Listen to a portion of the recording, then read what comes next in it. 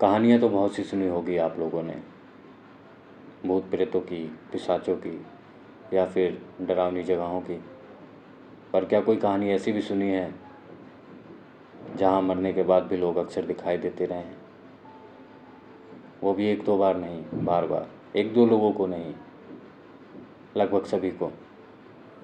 जी हाँ, आज की कहानी एक ऐसे घर की है जहाँ मरने के बाद भी लोग अक्सर लोगों को दिखाई देते थे।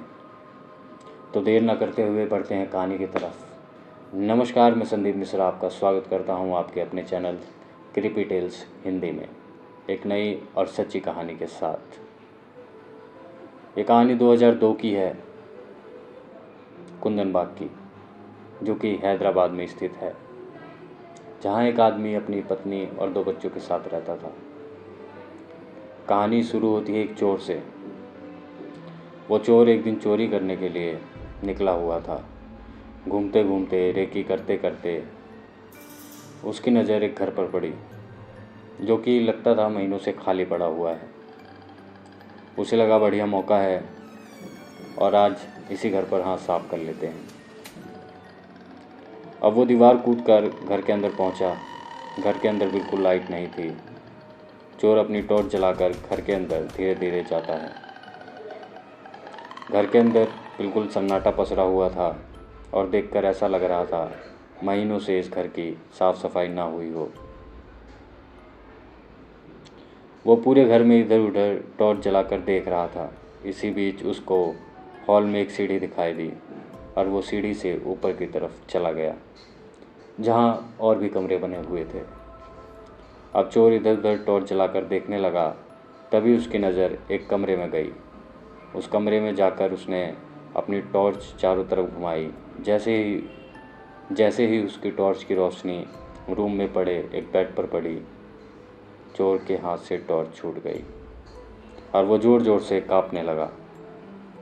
ऐसा लग रहा था काटो तो खून नहीं। आखिर उसने बेड पर ऐसा क्या देखा? उस बेड पर 3 खून से सनी डेड बॉडी पड़ी हुई थी। यह देखकर चोर उल्टे पैर बहुत तेज़ी से घर के बाहर निकला। घर की दीवार कूदकर कुछ दूर भागने के बाद हाँफते हुए रुका। ऐसा सीन देखकर चोर की हालत एकदम ख़राब हो गई थी। वह थोड़ी देर रुका और सोचने लगा, क्या करूं, किसी को बताऊं या ना बताऊं। काफ़ी देर सोचने के बाद उसने सोचा पुलिस को बता देता हूं। लेकिन फिर सोचा कि आखिर एक चोर पुलिस को क्यों फ़ोन करेगा। इसी बीच उसके मन में पता नहीं क्या आया।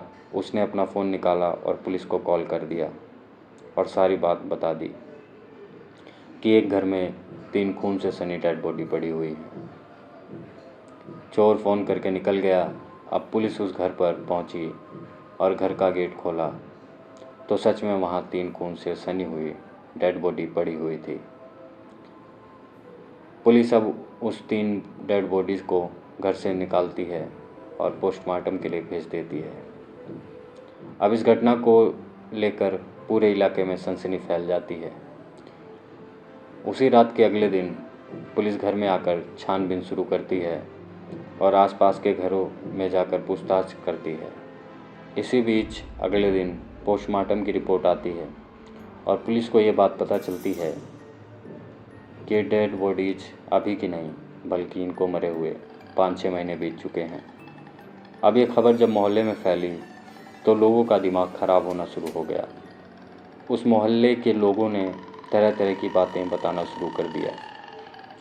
ऐसा क्या हुआ था उस घर में, इसे जानने के लिए थोड़ा पीछे चलना होगा। आस पड़ोस का कहना है कि उस घर में 4 लोग रहा करते थे, पति पत्नी और उनके 2 छोटे बच्चे। कुछ दिन बाद पति उस घर से अचानक चला गया। अब उस घर में बच गए बस 3 लोग। आस पड़ोस के लोगों का कहना था कि जो वो औरत थी वो दिमागी तौर से बीमार थी। समय बीतने के साथ साथ उस औरत की बीमारी बढ़ती गई तो उसका पति उसे छोड़कर चला गया। इसके कुछ दिन बाद तीनों बड़ी अजीब अजीब सी हरकत करना शुरू कर देते हैं। लोग बताते थे कि उनके घर से ज़ोर ज़ोर से चीखने की आवाज़ें आती थी। कई लोगों ने यह भी देखा कि उसकी छोटी बेटी, जिसकी उम्र करीब 12 साल की थी, वो खून से भरी बोतल से खेला करती थी। कुछ लोगों का यह भी कहना था कि वो औरत एक थैला लेकर घर के आसपास दिखती थी और उस थैले में खून टपकता रहता था। अब जब ये बात वहाँ के लोगों को पता चली कि इन लोगों को मरे हुए 6 महीने बीत चुके हैं, तो आसपास के लोग बहुत हैरान थे, क्योंकि वहाँ के लोगों ने तो उन्हें कल भी देखा था और हर रोज़ उन्हें देखा करते थे।